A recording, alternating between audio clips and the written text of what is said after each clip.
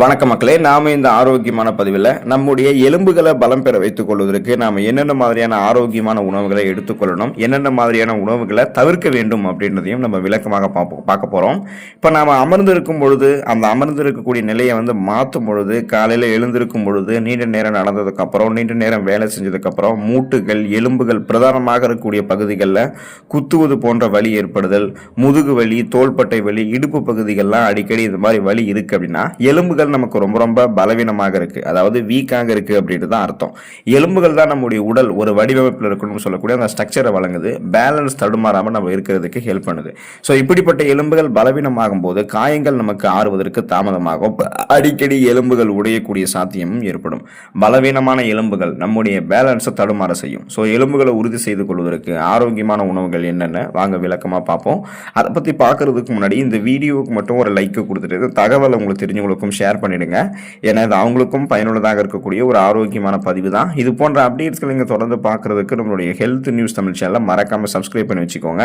பக்கத்தில் இருக்கக்கூடிய பெல் பட்டனையும் கிளிக் பண்ணி ஆல் அப்படின்ற ஆப்ஷனையும் செட் பண்ணி வச்சுக்கிட்டீங்க அப்படின்னா நாங்கள் போடக்கூடிய எல்லா அப்டேட்ஸும் உங்களுக்கு நோட்டிஃபிகேஷன் அடிக்கடி சேரும். சரிவாக மக்களே, இப்போ வீடியோக்குள்ளே போயிடலாம். கீரை வகைகள் நம்ம எலும்புகள் பலம் பெறுவதற்கு எடுத்துக்கொள்ளலாங்க. எலும்புகள் உறுதியாகவும் எலும்புகள் ஆரோக்கியமாகவும் இருப்பதற்கு உதவக்கூடிய ஊட்டச்சத்து, அது அடிப்படை ஊட்டச்சத்து அப்படின்னா அது கால்சியம். அதனுடன் இணை ஊட்டச்சத்துக்களாக இருக்கக்கூடிய மெக்னீசியம் மற்றும் பொட்டாசியம் ஆகிய 2 மினரல்ஸ்களுமே எலும்புகளினுடைய அடர்த்திக்கும் எலும்புகளினுடைய ஆரோக்கியத்திற்கும் உதவிகரமாக இருக்கும்.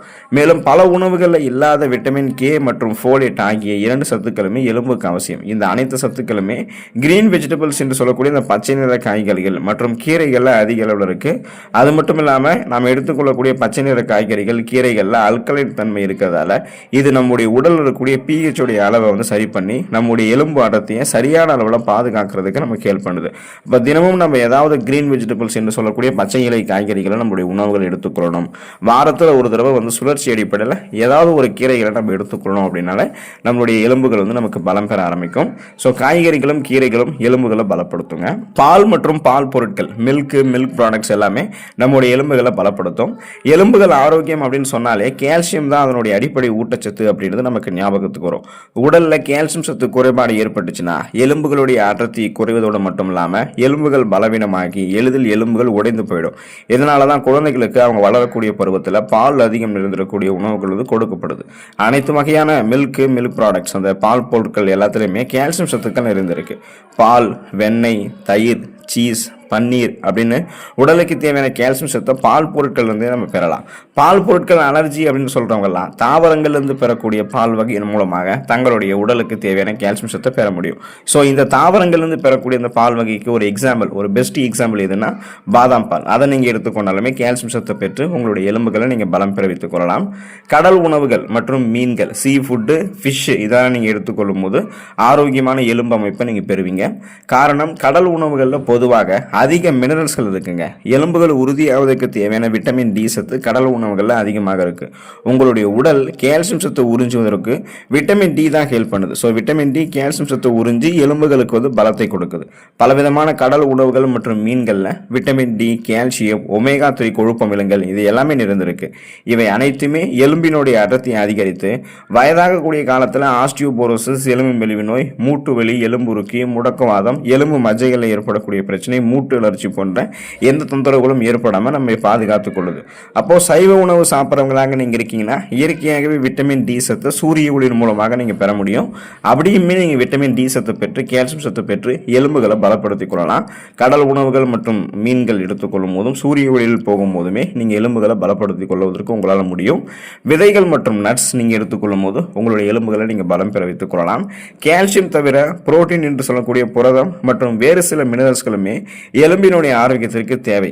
Magnesium, zinc, vitamin E, folate ஆகிய அனைத்து மினரல்ஸ்களுமே பாதாம் பருப்பு, பிஸ்தா பருப்பு, அக்ரூட் பருப்பு என்று சொல்லக்கூடிய இந்த வால்நட்டு, முந்திரி பருப்பு போன்ற நட்ஸ் வகைகளிலும், சூரியகாந்தி விதைகள், ஆலி விதைகள், இந்த மாதிரி பார்த்தீங்கன்னா பூசணி விதைகள் போன்ற விதைகள்லையுமே பார்த்தீங்கன்னா நமக்கு இந்த சத்துக்கள் எல்லாமே அதிகமாக கிடைக்குங்க. ஸோ எலும்புகளை பலம் பெற வைத்துக் கொள்ள வேண்டும் என்று நினைக்கிறவங்க தினமும் ஒரு கைப்பிடி அளவு விதைகள் மற்றும் நட்ஸையும் தவறாமல் எடுத்துக்கொள்ளணும். எடுத்துக்கிட்டாங்க அப்படின்னா எலும்புகளை பலப்படுத்திக் கொள்ள அவங்களால முடியும்.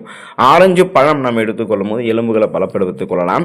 உடலுக்கு தேவையான கோலோஜன் உற்பத்திக்கு விட்டமின் சி சத்து அவசியங்க. ஸோ இந்த சத்து உடலினுடைய இணைக்கும் திசுக்கள் மற்றும் எலும்பு மஜ்ஜைகள் அனைத்தும் உருவாக்குவதற்கு கோலோஜன் அவசியமாக உருவாக்குது. எனவே ஆரஞ்சு பழம் சாப்பிடுவது கோலோஜன் உற்பத்தியை நமக்கு உறுதி பண்ணும். இதன் மூலமாக எலும்புகள் நமக்கு பலம் பெற ஆரம்பிக்கும். ஸோ அதனால நம்ம எலும்புகளை பலம் பெற வைத்துக்கொள்ளலாம். ஆரஞ்சு பழத்தை அப்படியே சாப்பிடலாம், ஜூஸ் ஆகும் எடுத்துக்கலாம். ஸோ எப்படி எடுத்துக்கொண்டாலுமே ஆரஞ்சு பழம் எலும்புகளை நமக்கு பலப்படுத்தும். எலும்புகள் நமக்கு பலவீனமாகுது அப்படின்னா ஒரு சில உணவுகளை நம்ம வந்து சாப்பிட்றோம் அப்படின்னு தான் அர்த்தம். ஸோ அப்போ எலும்புகளை பலவீனமாக்கக்கூடிய உணவுகள் என்னென்ன அப்படின்றத நீங்கள் தெரிஞ்சுக்கோங்க. அப்பதான் அந்த உணவுகள் வந்து நம்ம விடுதலை பெற்று எலும்புகளை பராமரித்துக் கொள்ள முடியும். ஸோ அந்த வகையில் காஃபி நம்முடைய எலும்புகளை வந்து வெகுவாக பாதிக்கும்ன்றது நீங்கள் தெரிஞ்சுக்கோங்க.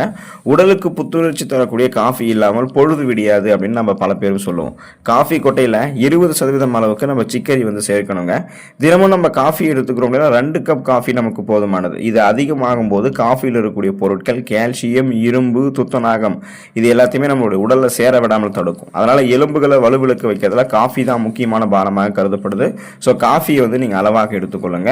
உப்பு நீங்கள் அளவாக எடுத்துக்கிட்டா அப்படிதான் உங்களுக்கு நீங்கள் ஆரோக்கியமாக இருப்பீங்க. ஸோ உப்பு நீங்கள் அளவுக்கு அதிகமாக எடுத்துக்கொள்ளும் போது அது எலும்பு வந்து உங்களுக்கு பாதிக்கும்ன்றதை நீங்கள் தெரிஞ்சுக்கோங்க.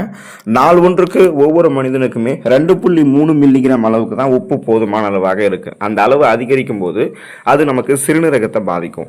அன்றாட பயன்பாட்டில் உப்பினுடைய அளவு அதிகரிச்சதுன்னா நீங்கள் உங்களுடைய உடலில் கால்சியத்தை இழந்துகிட்டே இருக்கீங்க அப்படின்றது அர்த்தம். ஏன்னா உப்பு வந்து சிறுநீரகங்கள் வழியாக உடலில் இருக்கக்கூடிய கால்சியத்தை அதிக அளவு நமக்கு வெளியேற்றிடும்.